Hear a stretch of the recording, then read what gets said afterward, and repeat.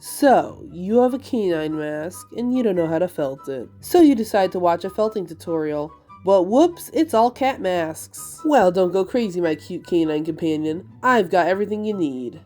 Let's get started. So the first thing you're going to need is a mask with a snout, obviously. And then we're going to need a large piece of felt. You probably will have to get felt by the yard to do this. Lay the felt over the mask and then roll up the part that goes over the nose. Then, very carefully with a hot glue gun, start placing hot glue over the nose bridge. Then we're going to roll down the felt from earlier over the top of it. Don't be afraid to stretch the fabric and make sure to push out all those wrinkles. Then we're going to apply more hot glue to the side of the muzzle, but do not add it to the very front yet. We're going to do that later. Then we're going to stretch the fabric and make sure it's very smooth over the spot we just glued. This can't be undone easily, so be very careful. Then we're going to do the exact same thing to the other side. When you're done, it should almost have created a small little tunnel by the front of the mouth.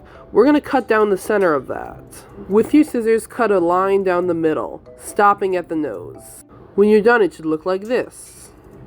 Then, with your hot glue, we're going to cover 1/2 of the nose in hot glue. Then, we're going to stretch this piece of fabric over the hot glue until it's smooth all the way around. Do not try and line up the edge of the felt with the edge of the hot glue. That's not what we're doing. It's going to overlap tremendously, but we're going to trim it away later. Doing it this way ensures it'll be a smooth transition, and if you paint your mask, the seam will likely almost be invisible. It was hard to get a good camera angle of this, but we're trimming the felt around where the hot glue is. So where the hot glue stops, that's where you trim your felt away. If you've done it right, it should have the stretched felt laying flat and even in the middle. Next, we're going to do the same thing on the other half of the nose. Cover it in hot glue.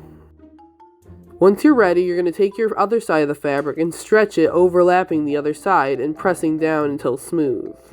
Then, once you're done, you're going to cut away the fabric the same way we did on the other side.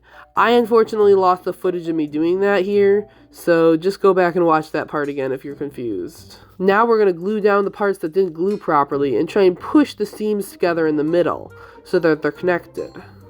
When you're done, your snout should look like this, one flat piece. Then we're going to pull the fabric back and glue the rest of the mask. It's pretty much just like gluing a regular cat mask, although it is a bit tricky with the snout. The first step in gluing the rest of the mask is to do the cheeks. So I covered the entire cheek in hot glue. You're going to go ahead and pull really hard to make sure that nose bridge doesn't get wrinkly. It is very important to pull and stretch the fabric to get all those wrinkles out. With the snout, it's a lot harder, so you have to be very careful to be pulling out all those wrinkles as you go. Once you're satisfied with the first cheek, go ahead and move on and start gluing the second one. If you've done it right, the face should look like this. Next, we're going to pull back the fabric and glue the nose bridge. It's kind of hidden in there, so it might be a little tricky, but it's doable. Next, we're going to stretch the fabric a ton just to get that nose bridge nice and smooth. It's very important, you have to stretch the fabric. When finished, your mask should look like this. Next, we're going to do the eyebrows.